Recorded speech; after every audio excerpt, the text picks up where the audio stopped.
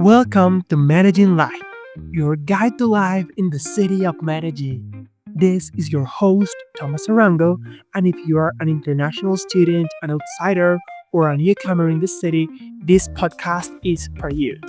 Here, you will find practical tips, real experiences, and everything you need to make the most of your life here.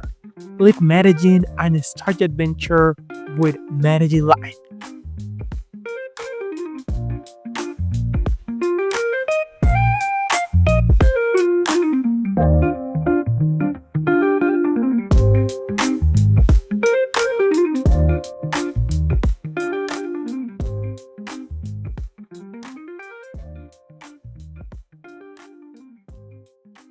Today, we will have an experience chapter, reflections and advices from other students who once lived in Medellin and whose testimonies will help us to better understand the life in the city.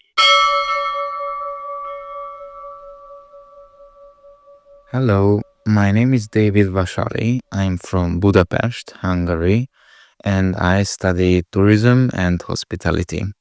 The city through the eyes of a foreigner, Medellin. So, Medellin in Colombia was an absolutely black hole for me because I had no previous knowledge about it whatsoever. I did read it about in on the internet, so I find that once it was infamous for its turbulent past because of the drugs, because of Pablo and so on.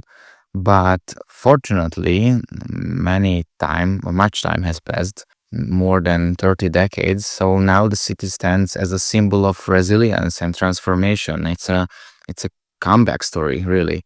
And as a foreigner, the first impression is often shaped by trivial things. For example, for me, it was the breathtaking Andean mountains that just, cradles the city, offering stunning panoramic views that are beyond comprehension at this point. It's just Medellin is just the city of magic and the story that's just too good to be true.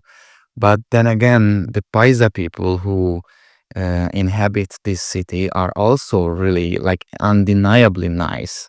And at this point, the city is just straight out of a book for me, because of the experience. Let it be physical or vulgar, or not vulgar, but oral. So like talking to people is also a great experience.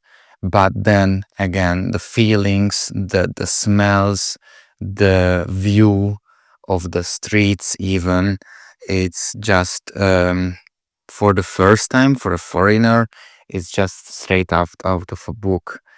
But then a few days are passed, and we get, as foreigners, used to use the metro system, for example, which is also a source of local pride.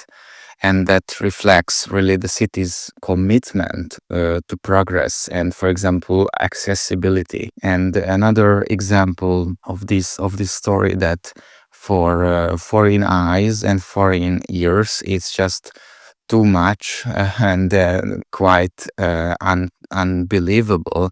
But once they enter Comuna Trece, for example, which was once a no-go zone, now it bursts with life and colorful murals that are all telling stories of hope and renewal and sustainability, and all these very much current topics. And then again, there are lots of shops, lots of people offering services. You can always spend your money. So this is also a big part of this Medellin feeling, that you have to always spend money and money and money. But once you try to actually talk with the locals in Spanish, they I don't say that they open up much more, because they are still working in the service industry or service sector. However, I believe that they do change their attitudes, and they do believe that they do understand that you are not a person only to spend your money and get the gifts and the services, but also a human being who wants to learn more about Colombian culture and the culture of paisas, for example. And at that point, they open up slightly more, and they tell you, for example, stories, or they get even kinder. And this is also true for the night, when the city lights up again with a vibrant energy. And for example, the really buzzing and vivid nightlife of El Poblado and de la Sesenta in Laureles.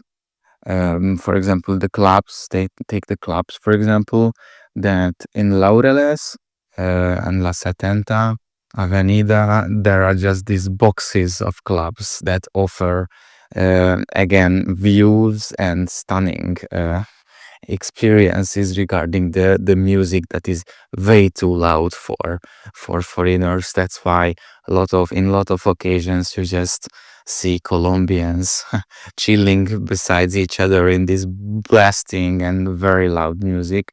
But then again, there are these dance clubs that offer foreigners dancing lessons. Dancing is also a really uh, important part of Colombian culture.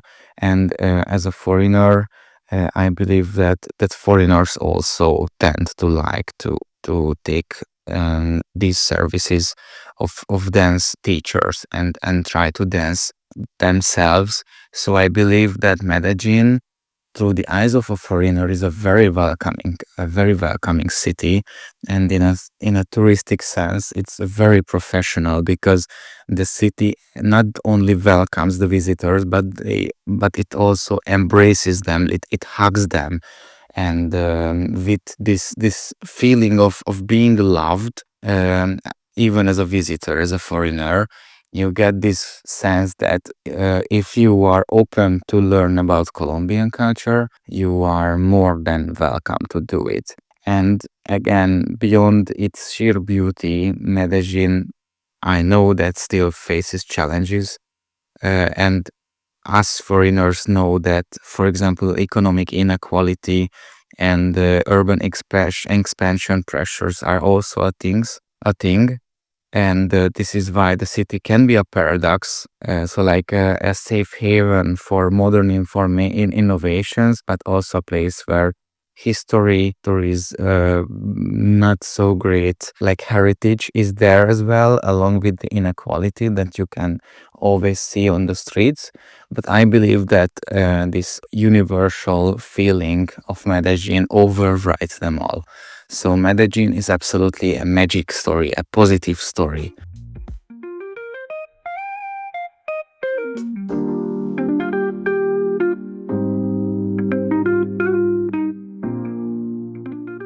This was Medellin Live, a space where we make the adaptation to this amazing city easier and more practical. Remember, every experience is an opportunity to grow, learn, and connect with this new culture. Follow us and leave a comment if you enjoyed the episode. And we will catch you in the next one, where we keep living Medellin together. Leave Medellin and start your adventure with Medellin Life.